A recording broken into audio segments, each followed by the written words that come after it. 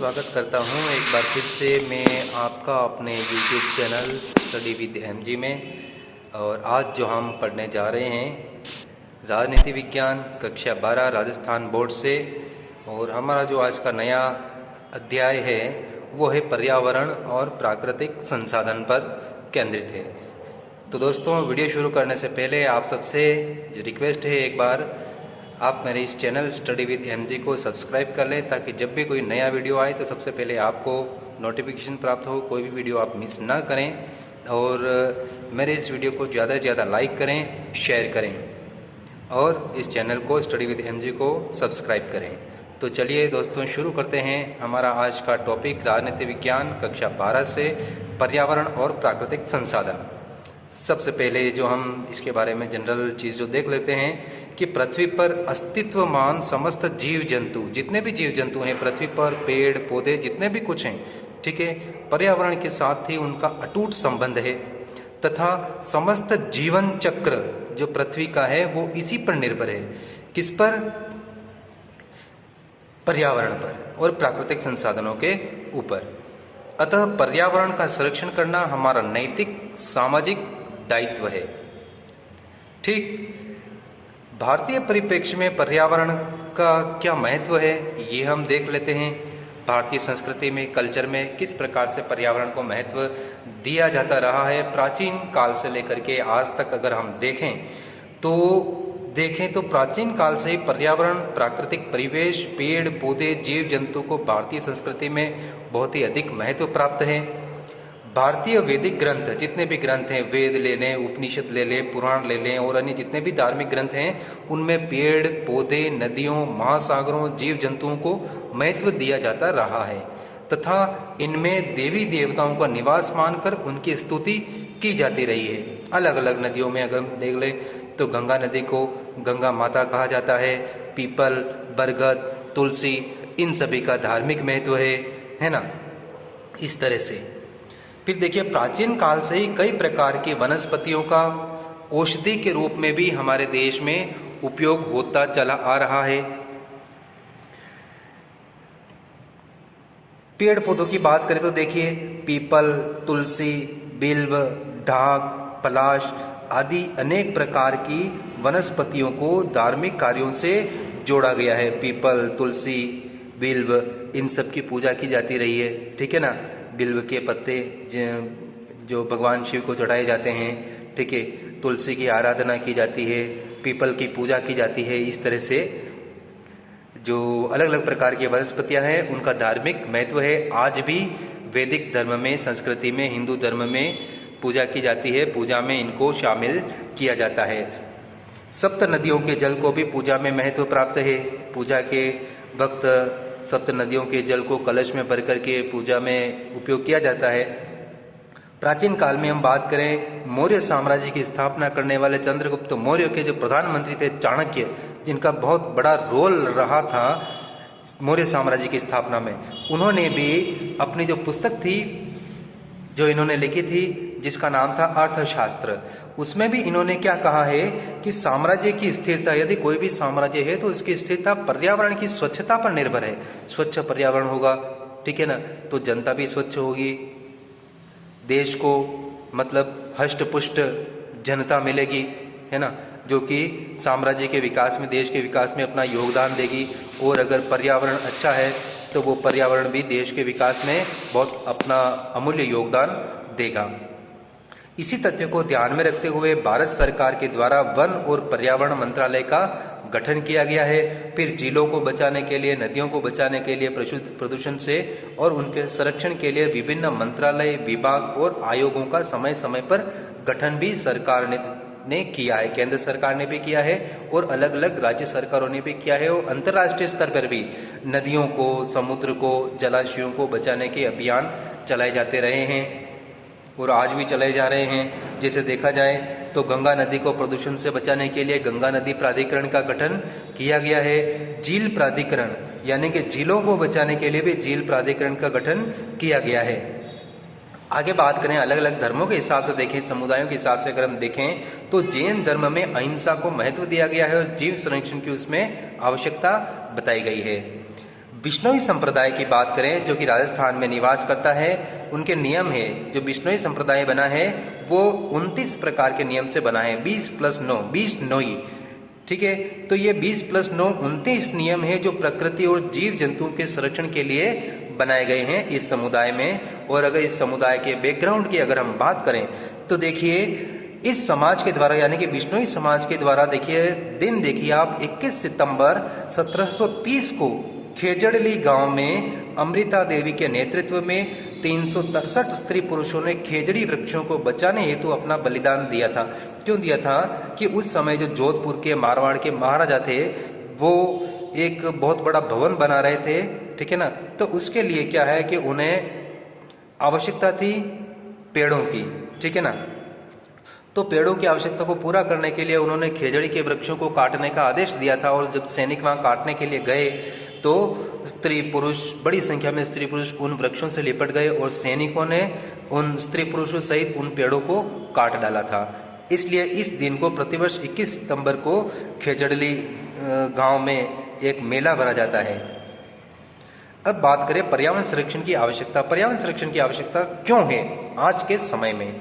तो देखिए विकास के विनाशकारी प्रभाव, यानी कि मानव समाज ने जो प्रगति की है, जो विकास किया है, आज जो हम विकास देखते हैं जितना भी, ठीक है ना, उसका दुष्प्रभाव क्या दुष्प्रभाव है? देखिए पेड़ों की कटाई होना, वनस्पति जीवों के संबंध में कमी आना, यानी कि मानव जगत और वनस्पति जीव जंतुओं के बीच के जो संबंध है, जो प्राचीन काल में जो संबंध रहे थे, उन संबंधों में कमी आई है, ठीक है। फिर तीव्र औद्योगिकीकरण, यानी कि बड़ी मात्रा में जो फैक्ट्रियां कारखाने लग रहे हैं और उनके लिए क्या किया जा रहा है, जंगलों को काटा जा रहा है। फिर शहरीकरण की वृद्धि, तकनीकी प्रसार, जनसंख्या विस्फोट, परमाणु बिजली ग्रोथ से उत्पन्न रेडियोधर्मी प्रदूषण, प्राकृतिक संसाधनों का अनियंत्रित दोहन आदि कारणों से पर्यावरण पर विनाशकारी दुष्प्रभाव पड़ रहा है। इसलिए क्या है कि पर्यावरण की बहुत ही महती आवश्यकता है। फिर नेक्स्ट अगर हम कारण देखें तो ग्लोबल वार्मिंग की वजह से पृथ्वी के तापमान में धीरे धीरे वृद्धि होना, यानी कि जो गर्मी है, पृथ्वी का जो टेम्परेचर है वो धीरे धीरे बढ़ता जा रहा है। ग्रीन हाउस गैसों के उत्सर्जन से ओजोन परत का क्षरण, ग्रीन हाउस गैसों का उत्सर्जन, यानी कि ऐसी गैसें जो पर्यावरण को, वायुमंडल को नुकसान पहुंचाती है, उन गैसों का अत्यधिक मात्रा में उत्सर्जन हो रहा है। वाहनों से उत्सर्जन हो रहा है, कारखानों से उत्सर्जन हो रहा है हानिकारक गैसों का, जो कि पर्यावरण को, वायुमंडल को नुकसान पहुंचा रही है और ओजोन परत को धीरे धीरे खत्म कर रही है। कृषि योग्य भूमि में निरंतर कमी आना तथा रासायनिक उर्वरकों के बढ़के उपयोग से उर्वरा शक्ति में कमी आना। जमीन की उर्वरा शक्ति, यानी कि जमीन में पहले जितनी फसल पैदा होती थी वो आज पैदा नहीं हो पा रही है, और उस चीज को मेंटेन रखने के लिए अधिक से अधिक रासायनिक उर्वरक, कीटनाशकों का उपयोग किया जा रहा है, जो कि एक बड़ा कारण है। पशु चरागाहों में कमी, यानी कि धीरे धीरे जब हरियाली खत्म होती जा रही है, चरागाह खत्म होते जा रहे हैं, तो दुग्ध उत्पादन में भी कमी आई है। कृषि उत्पादन में कमी से आबादी के लिए खाद्यान्न संकट उत्पन्न हुआ है और आज करोड़ों लोगों को विश्व में खाने के लिए खाद्यान्न की कमी का सामना करना पड़ रहा है। और अगर हम देखें तो इस संबंध में 2016 की संयुक्त राष्ट्र संघ की जो एक रिपोर्ट आई थी, उस रिपोर्ट के अनुसार अगर हम बात करें तो देखिए विश्व की 1.20 अरब, ठीक है ना, यानी कि 1 अरब 20 करोड़ की जनसंख्या को स्वच्छ पेयजल आज उपलब्ध नहीं है। पीने का पानी, स्वच्छ पेयजल, पीने का पानी उपलब्ध नहीं है। साफ सफाई के अभाव में हर साल दुनिया में 30 लाख बच्चों की मौत हो जाती है। साफ सफाई के अभाव में, गंदगी की वजह से जो बीमारियां उत्पन्न होती है, उन बीमारियों से 30 लाख बच्चे हर साल मर जाते हैं, कुपोषण से भी मर जाते हैं। फिर देखें तो पृथ्वी पर जो उपलब्ध जितना भी जल है उसका 97% जो जल है वो सागरीय जल के रूप में है, महासागरों में है, सागरों में है, जो कि खारा होने के कारण अनुपयोगी है, ना तो पीने के काम में आता है और न ही किसी अन्य मानवीय गतिविधियों में इसको काम में लिया जाता है। तो इन सभी कारणों से वर्तमान में पर्यावरण संरक्षण की आज एक बहुत बड़ी ये आवश्यकता बन चुकी है, जरूरत बन चुकी है। अब बात करते हैं हम, यहाँ तक हमारा क्लियर हो चुका है, चलिए आगे चलते हैं। पर्यावरण प्रदूषण, पर्यावरण प्रदूषण क्या होता है वो हम देखते हैं। तो दोस्तों देखिए, पर्यावरण के मुख्य अवयव जो घटक होते हैं, पर्यावरण के मुख्य घटक, उनमें बाहरी तत्वों का एक सीमा से अधिक मात्रा में मिलना या उसमें मिश्रित होना, जिससे कि जीव जंतु पर्यावरण के लिए हानि हो, नुकसान हो, तो उसको हम पर्यावरण प्रदूषण कहते हैं।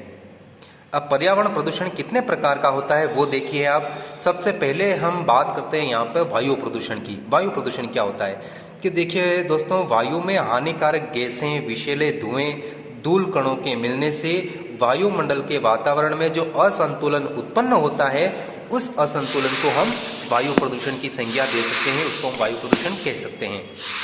वायु प्रदूषण को बढ़ाने वाले तत्व कौन कौन से हैं, किस वजह से वायु प्रदूषित होती है, वो देखिए आप। सबसे पहली बात जो है कार्बन मोनोऑक्साइड, ठीक है, जो कारखानों से निकलती है, सल्फर डाइऑक्साइड निकलती है वाहनों से, इन सभी में क्या होता है कि इन सभी की वजह से क्या होता है, रक्त में, हमारे रक्त में, यानी कि जीव जंतुओं के रक्त में जो हीमोग्लोबिन होता है उसके साथ वो क्रिया करके कार्बोक्सी हीमोग्लोबिन में उसको हीमोग्लोबिन को कार्बोक्सी हीमोग्लोबिन में बदल देता है, जो कि रक्त संबंधी बहुत सारी बीमारियां पैदा करता है।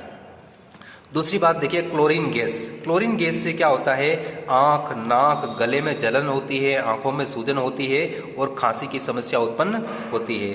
धूलकण की वजह से देखिए एलर्जी, श्वास रोग यानी कि दमा, अस्थमा जिसको कहते हैं, रेत की अधिकता से सिलिकोसिस बीमारी हो जाती है, यानी कि हड्डियां जो है वो मुड़ जाती है, हड्डियां कमजोर हो जाती है, ठीक है ना।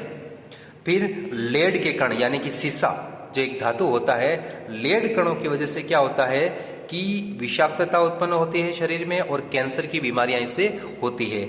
मैंगनीज कणों से देखिए निमोनिया और सांस की बीमारी होती है। रेडियोधर्मी कणों से क्या होता है, कैंसर, भावी पीढ़ी की संतानों में विकृति उत्पन्न होती है और जीव जंतुओं की आयु में कमी आती है, ठीक है। यहां तक क्लियर हमारा, किस तरह से मानव जीवन को ये प्रभावित करता है, जीव जंतु के जीवन को ये किस तरह से प्रभावित करता है वो हमने।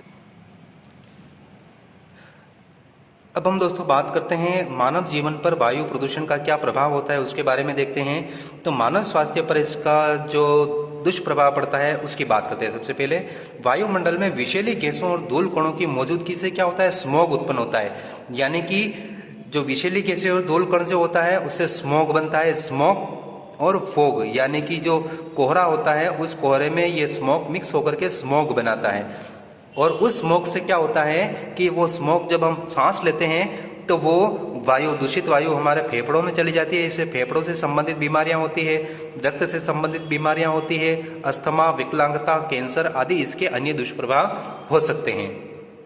ओजोन परत पर पड़ने वाले प्रभाव की अगर हम बात करें तो देखिए वायुमंडल में ओजोन परत की ऊंचाई जो है वो है 11 किलोमीटर से लेकर के 35 किलोमीटर की ऊंचाई तक, ठीक है। फिर ये कार्य क्या करती है कि सूर्य से जो अल्ट्रावायलेट जो किरणें आती है, पराबैंगनी किरणें आती है, उससे ये पृथ्वी की सुरक्षा करती है। और इन विषैली गैसों से क्या होता है कि इस परत का अपघटन होता है, इस परत के जो कण होते हैं उन कणों का अपघटन होता है, ठीक है। CFC यानी क्लोरोफ्लोरोकार्बन्स के बढ़ते उपयोग से, उत्सर्जन से इस परत की मोटाई कम होती जा रही है, पतली होती जा रही है ये सतह, और कई स्थानों पर इसमें बड़े बड़े छेद हो चुके हैं। और सबसे बड़ा छेद जो जिसका पता चला है वो है उत्तरी ध्रुव पर, ठीक है ना। तो ये देखा जाए तो इन गैसों से हमारे पृथ्वी की जो सुरक्षा छतरी है, जिसको छतरी कहा जाता है, ओजोन परत को, वो नष्ट होती जा रही है। अब ओजोन परत को क्षति पहुंचाने वाले तत्व कौन कौन से हैं वो देखिए, fridge, AC, plastic foam, spray, अग्निशमन, इलेक्ट्रॉनिक के सॉल्वेंट में इसका उपयोग होता है, ठीक है। उस उपयोग की वजह से क्या है कि उससे जो कण निकलते हैं वो कण हमारी ओजोन परत को नष्ट करते हैं। अब ओजोन परत की संरक्षण के जो प्रयास किए गए हैं पिछले कुछ समय से अंतर्राष्ट्रीय स्तर पर इसके प्रयास किए जा रहे हैं, उसमें देखिए 2 मई 1989 को दुनिया के 80 देशों के द्वारा इसके संरक्षण के लिए सहमति जताई गई, यानी कि ये सभी देश एक प्लेटफॉर्म पर एक जगह इकट्ठे हुए, इसका प्रयास किया गया, प्रस्ताव रखा गया और इन देशों ने, 80 देशों ने हामी भरी कि इसको बचाने के लिए कुछ न कुछ किया जाना चाहिए।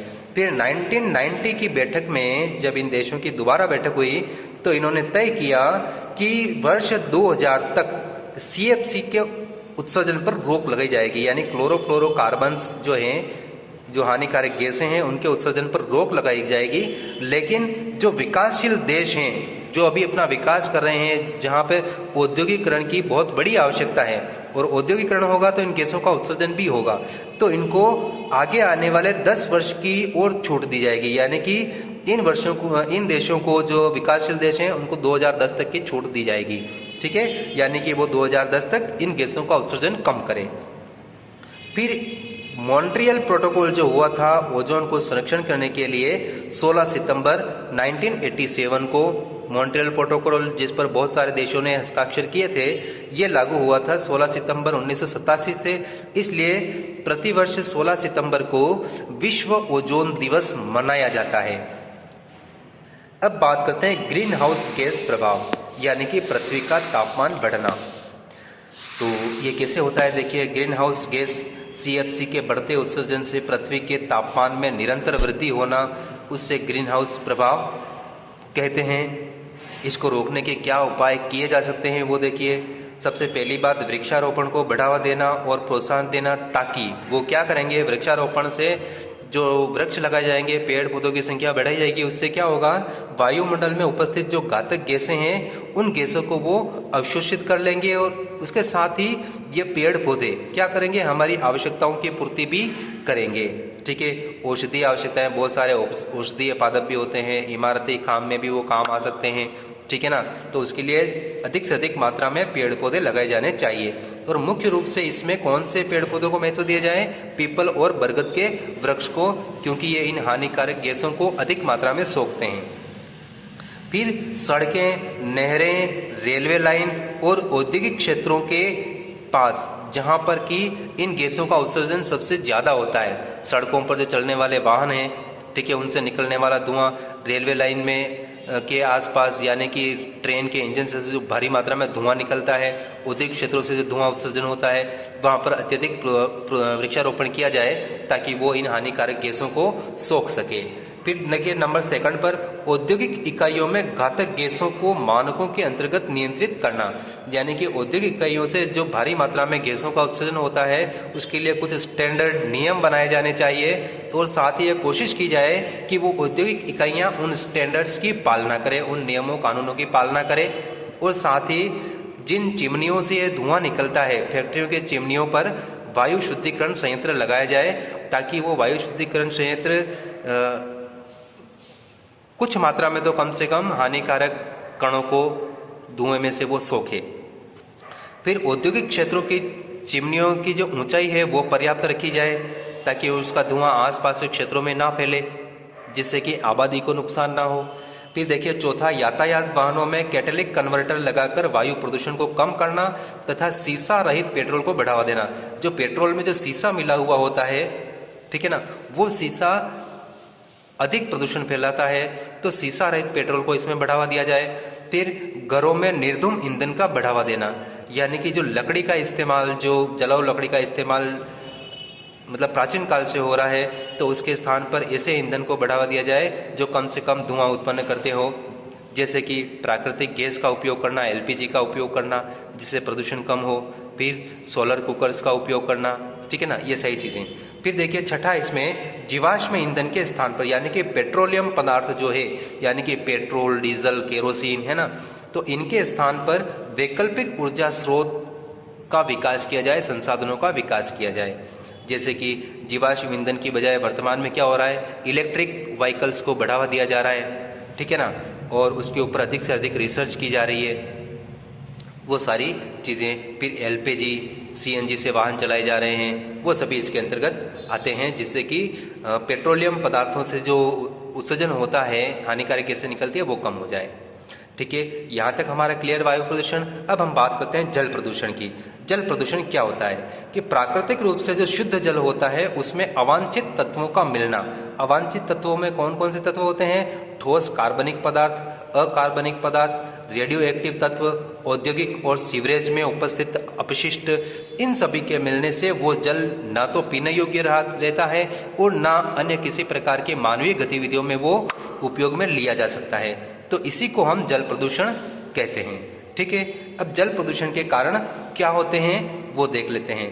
जल प्रदूषण देखिए दोस्तों, नंबर 1, उद्योगों से निकले ठोस अपशिष्ट और रासायनिक तत्व जो कि जल स्रोतों में मिलते हैं। ज़्यादातर फैक्ट्रियों कारखानों से आपने देखा होगा जो गंदा पदार्थ निकलता है वो सीधे के सीधे जल स्रोतों में मिला दिए जाते हैं। ठीक है, पहले बड़े बड़े नालों में और फिर वो नाले नदियों में और झीलों में गिरते हैं जिससे कि वो जल स्रोत प्रदूषित हो जाते हैं। फिर सीवरेज और घरेलू अपशिष्ट यानी कि शहरों से जो निकलने वाला जो गंदा पानी होता है, सीवरेज का पानी, वो घरेलू अपशिष्ट, ये इन सभी को जल में डालना, जलाशयों में कपड़े धोना, नहाना, पशुओं को नहलाना, जल स्रोतों के किनारे शौच करना, ये सभी भी मतलब एक बहुत बड़ा कारण है। फिर सागरों में जहाज़ों से जो शिप्स होते हैं उनसे तेल का रिसाव होना। ठीक है, जैसे कि जहाज़ों में किसी प्रकार की दुर्घटना हो गई, तेल के जो टैंकर होते हैं जिनसे परिवहन किया जाता है उनमें से तेल रिसना। और फिर आजकल जो है पिछले काफ़ी लंबे समय से समुद्र में कुएं खोदकर तेल निकाला जा रहा है, तो वहाँ से भी निकालते समय रिसाव होना किसी भी प्रकार की दुर्घटना से। इनसे क्या होता है कि समुद्र की सतह पर जल फैल जाता है जो कि समुद्र के पर्यावरण और सामुद्रिक जीव जंतु को नुकसान होता है। ठीक है, बहुत सारी बड़ी संख्या में जीव जंतु मर जाते हैं। कृषि में रासायनिक उर्वरकों, केमिकल खाद और कीटनाशक का प्रयोग, दवाइयों के प्रयोग से, दवाइयों का प्रयोग क्यों किया जाता है? कीड़ों को मारने के लिए। फसलों में जो कीड़े लग जाते हैं, लट लग जाती है, उनको मारने के लिए कीटनाशकों का उपयोग किया जाता है। ठीक है, जो कि वर्षा जल में घुल करके जल स्रोतों को प्रदूषित करता है। यानी कि जब वर्षा होती है तब वो कीटनाशक पदार्थ जो होते हैं, जो रासायनिक खाद होता है, वो जल स्रोतों में मिल जाता है बह करके। अब इसका दुष्परिणाम क्या होता है जल प्रदूषण का, किस प्रकार से ये मानव और जीव जंतुओं पर, पेड़ पौधों पर ये दुष्प्रभाव डालता है, वो देख लेते हैं। सबसे पहली बात देखिए दोस्तों कि भारत के ग्रामीण क्षेत्रों में बीमारियों का एक बड़ा कारण जल प्रदूषण होता है, क्या दूषित जल का प्रयोग करना होता है। एक तो उनमें जागरूकता का अभाव होता है, ठीक है ना। फिर दूषित जल का वो पीने के लिए और अन्य कार्यों के लिए उपयोग करते हैं, कृषि के लिए भी वो उपयोग करते हैं, ठीक है ना। अब इसमें कौन कौन से तत्व होते हैं हानिकारक दूषित जल में, वो देखिए। आर्सेनिक होता है इसमें, और आर्सेनिक कैंसर और ब्लैकफुट रोग को बढ़ाता है। फिर कैडमियम जो धातु होती है उससे उच्च रक्तचाप यानी कि हाई ब्लड प्रेशर, दस्त लगना, हृदय रोग, रक्त कणों की कमी संबंधी बीमारी होती है। फिर सीसा अगर इसमें मिला हुआ हो तो वो कैंसर, एनीमिया, नर्वस सिस्टम पर दुष्प्रभाव डालता है, और गर्भवती महिलाओं में बहुत सारे रोग हो जाते हैं, गर्भस्थ शिशुओं को भी बीमारियां घेर लेती है। फिर देखिए पारा यानी कि मरकरी जो कि मस्तिष्क पर कुप्रभाव डालता है, बहुत ही जहरीला तत्व होता है, विषैला पदार्थ होता है, और पारे को धातु में लिक्विड होता है पर इसको धातु में गिना जाता है। फिर ये जीव जंतुओं का जो सेंट्रल नर्वस सिस्टम होता है उस पर भी दुष्प्रभाव डालता है। फिर क्रोमियम से क्या होता है देखिए दोस्तों, त्वचा संबंधी रोग हो जाते हैं, स्किन डिसीज हो जाती है, खुजली संबंधी बीमारी हो जाती है, स्किन कैंसर हो सकता है। सिलेनियम से क्या होता है, जो सिलेनियम मिला होता है दूषित जल में उससे बालों का झड़ना, त्वचा संबंधी बीमारी हो जाती है। और सीवेज के जल से देखिए कुपोषण, पेचिश, आंत से संबंधित बीमारियां होती है। अब जल में नंबर 2 देखिए, जल में मौजूद घातक रसायनों से जलीय जीव जंतुओं की मृत्यु हो जाती है। जैसे कि अगर हम हमारे यहाँ उदयपुर शहर की बात करें तो जो यहाँ की जो आयड नदी है उसमें शहर का और उद्योगों से, होटलों से निकलने वाला दूषित पानी उसमें मिलता है, और वो जाकर के आगे देखें उदय सागर झील के बारे में बहुत बार रिपोर्ट आई थी, बड़ी संख्या में, हजारों की संख्या में वहाँ पे मछलियाँ मर गई थी, ठीक है ना, जिससे कि वहाँ का पारिस्थितिकी जो तंत्र था झील का, ठीक है ना, वो नष्ट हो गया। फिर प्रदूषित जल का सिंचाई में प्रयोग करने से जो विषैले तत्व होते हैं वो फसलों में आ जाते हैं, जो फसली उत्पाद होते हैं उनमें आ जाते हैं, और उन फसलों के सेवन से क्या होता है, कई प्रकार की बीमारियां हमें घेर लेती है। फिर चौथा देखिए, महासागरों में जलयानों से होने वाली दुर्घटनाएं।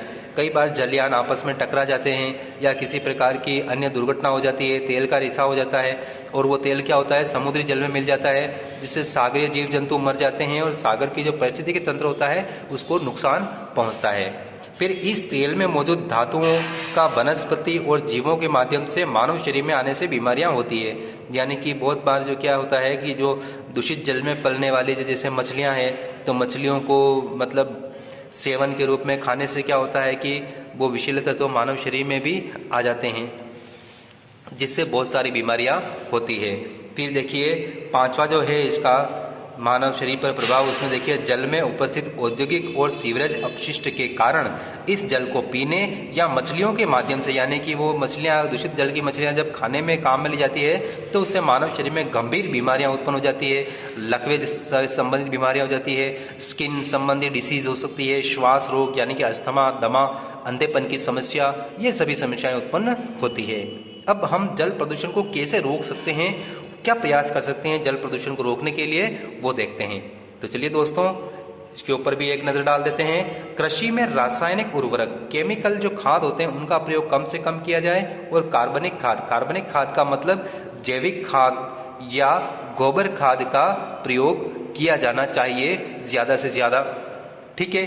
दूसरी बात, रासायनिक साबुन, डिटर्जेंट का प्रयोग कम से कम करना। उनमें बहुत सारे केमिकल्स होते हैं, जैसे कास्टिक सोडा है ना, तो उसका प्रयोग कम से कम किया जाए, क्योंकि उससे त्वचा को भी नुकसान पहुंचता है और जल स्रोत भी दूषित होते हैं, तो इसका प्रयोग कम से कम किया जाए।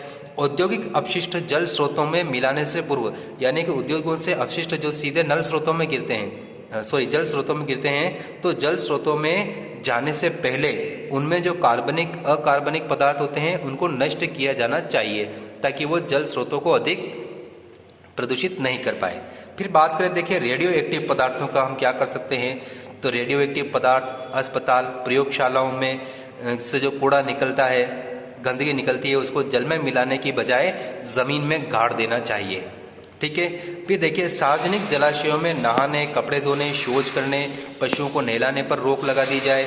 नागरिक स्वयं भी, यानी कि हम लोग अपने स्तर पर क्या कर सकते हैं, तो अपने स्तर पर भी जल संरक्षण के प्रति जागरूक रहें। यानी कि हम स्वयं भी, हमें भी ये चाहिए कि हम जल स्रोतों में गंदगी ना करें, किसी प्रकार की गंदगी ना करें, उनमें प्लास्टिक ना फेंके, कचरा ना फेंके, इस बात का हमें भी ध्यान रखना चाहिए। और अगर कोई दूसरा कचरा फैला रहा हो जल स्रोत में तो उसको भी रोकें।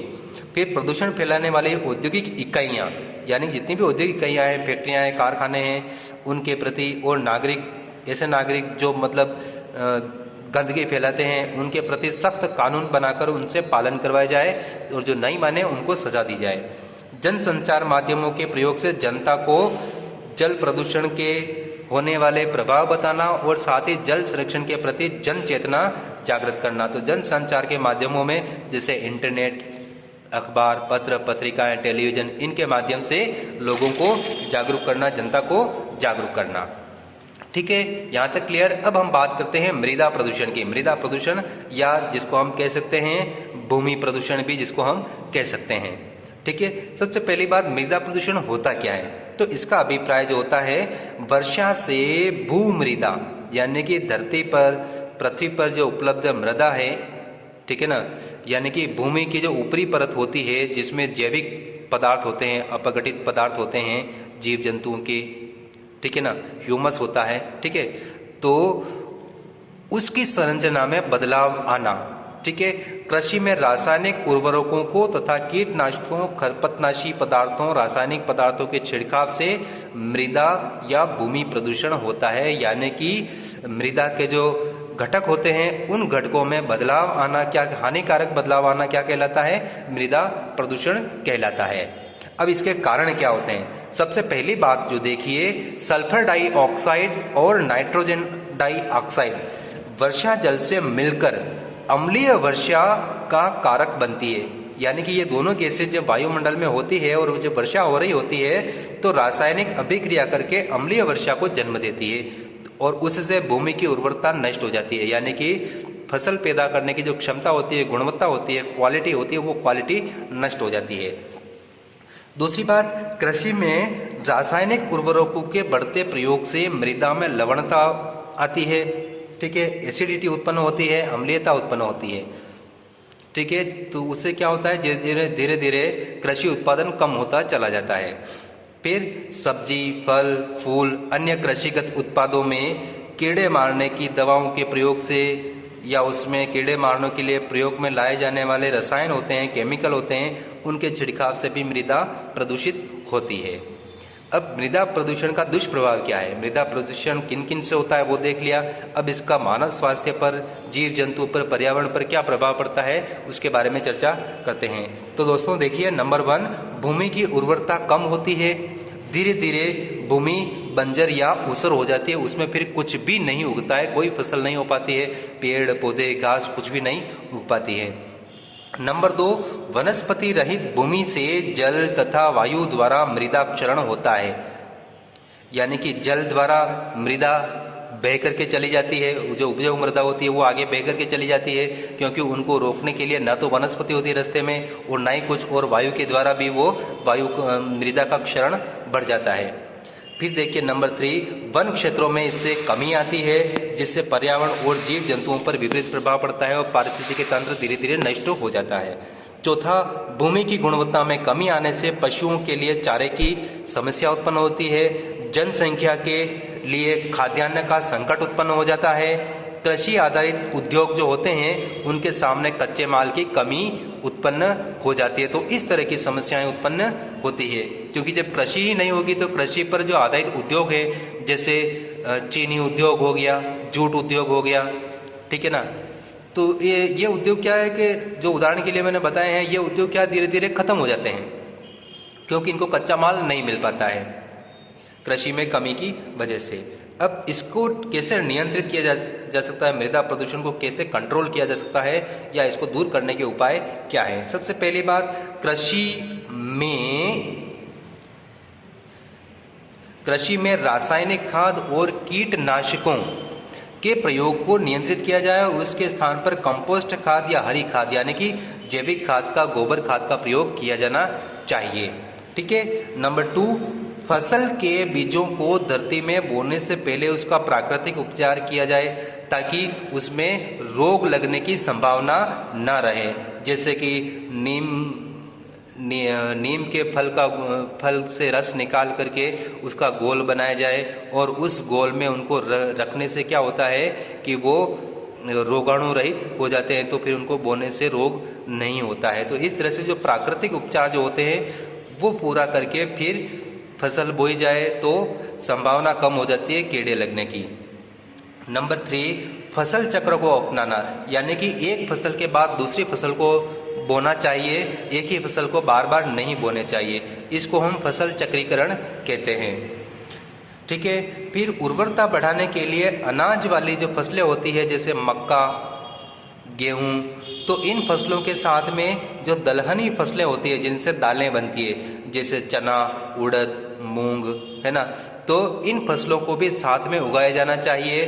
खास तौर से जो उड़द की जो फसल होती है और उसका जो फिर बाद में करकट निकलता है वो चीज़ उर्वरक जो क्षमता होती है वो बढ़ाती है।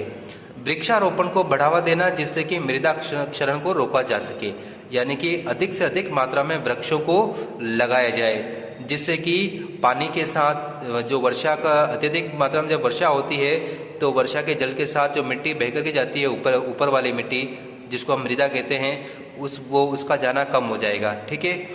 यानी कि अधिक जब वृक्ष होंगे तो वो एक जाल के समान काम करेंगे और साथ ही तेज गति से चलने वाली आंधियाँ, तेज हवा जब चलती है तो वो भी उनसे पेड़ों से टकरा करके उनकी गति भी कम हो जाएगी, तो उससे भी क्या है मृदा क्षरण कम हो जाएगा। ठीक है, यहाँ तक क्लियर। अब हम बात करते हैं रेडियो एक्टिव प्रदूषण। रेडियो एक्टिव प्रदूषण क्या होता है?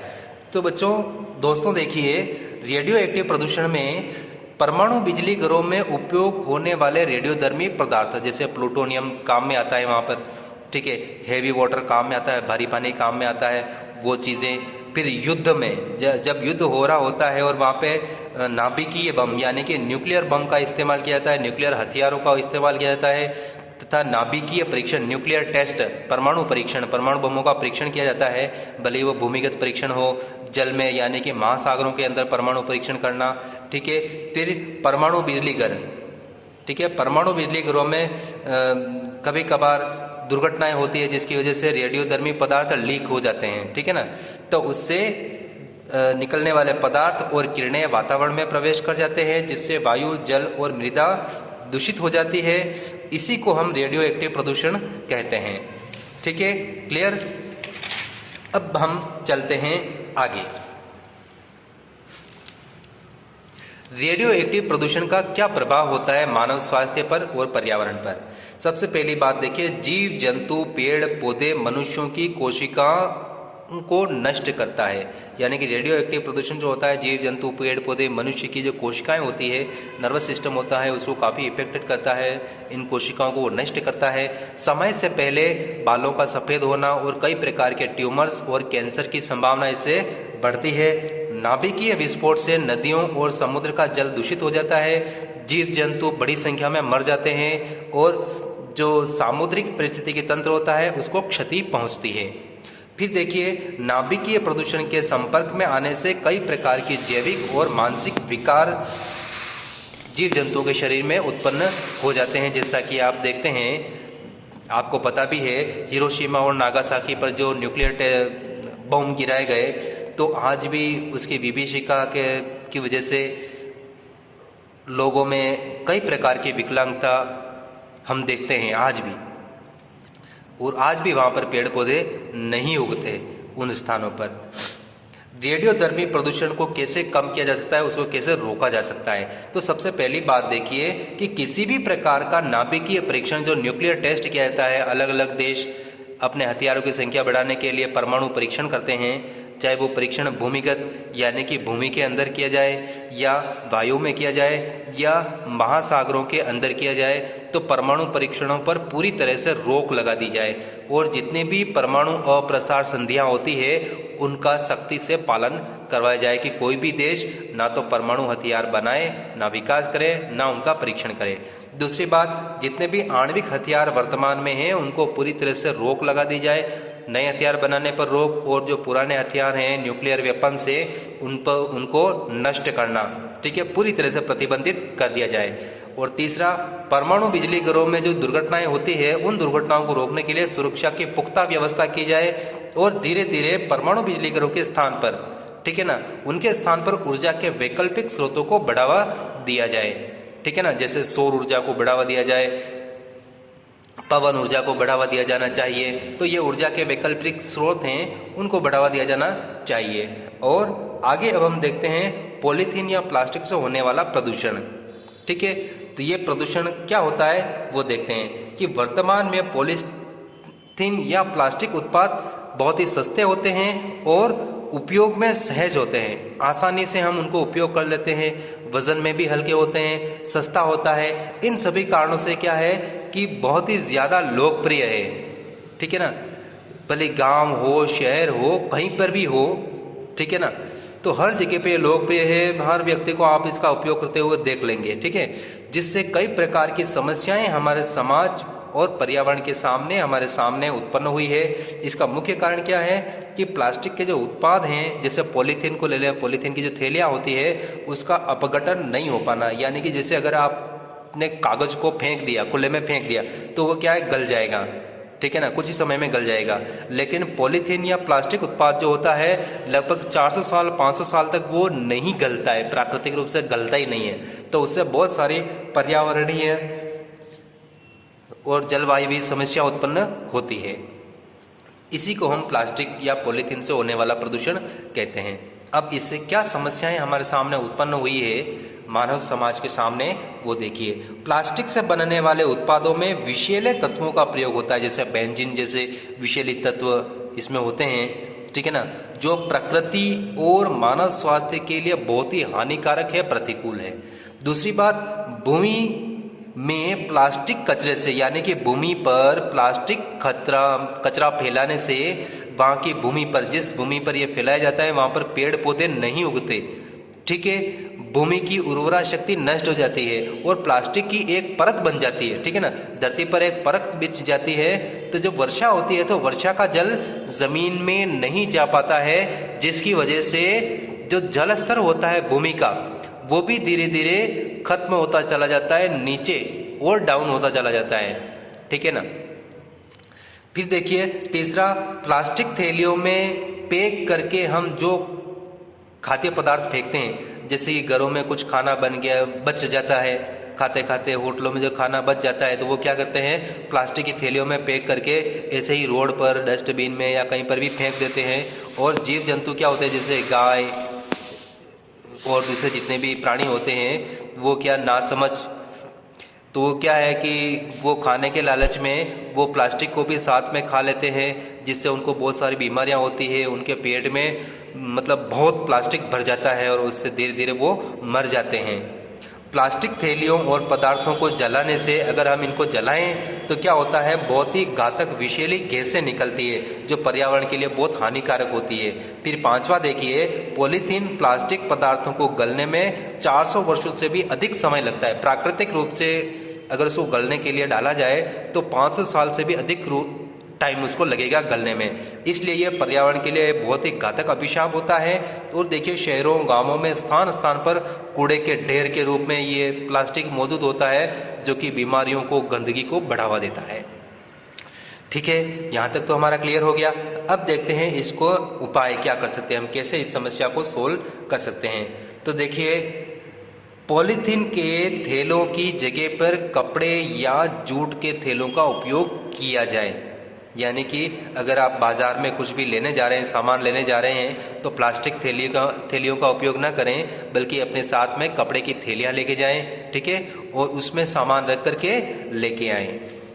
और दूसरी बात देखिए आप कि चाय पीने के लिए जो प्लास्टिक के कप उपयोग में लेते हैं, तो वो क्या है कि फिर आप उनसे चाय पीते हैं तो उनसे क्या है कि बहुत सारे विषैले तत्व हमारे शरीर में प्रवेश कर जाते हैं।